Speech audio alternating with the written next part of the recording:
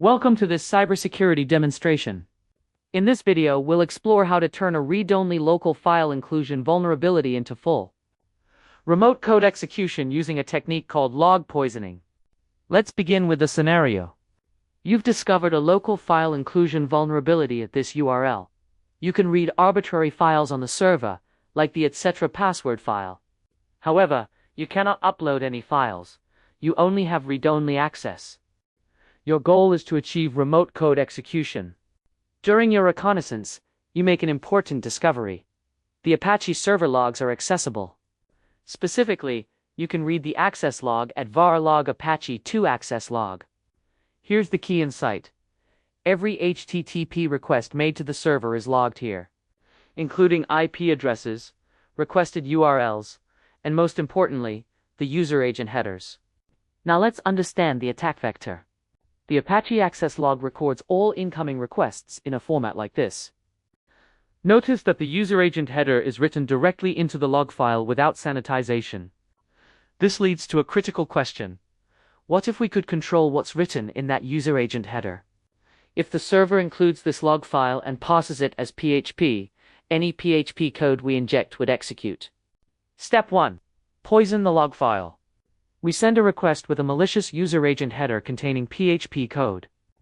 This curl command sets the user agent to a PHP system function that executes commands from the CMD parameter. The PHP code is now permanently written to the access log. This code will execute any system command we pass through the CMD parameter.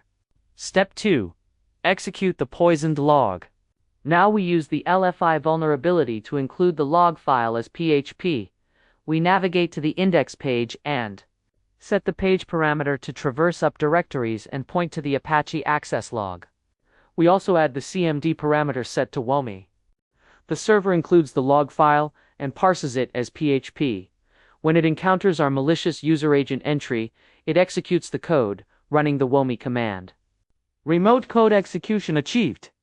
The server responds with www data, confirming we have code execution as the web server user. From here, you can run any command you want. List files, read sensitive data, like the shadow file, or even download a reverse shell. Full system compromise has been achieved through log poisoning. Let's summarize the log poisoning attack chain. First, identify the LFI vulnerability. Second, discover that log files are accessible via LFI. Third, inject PHP code through the user agent header.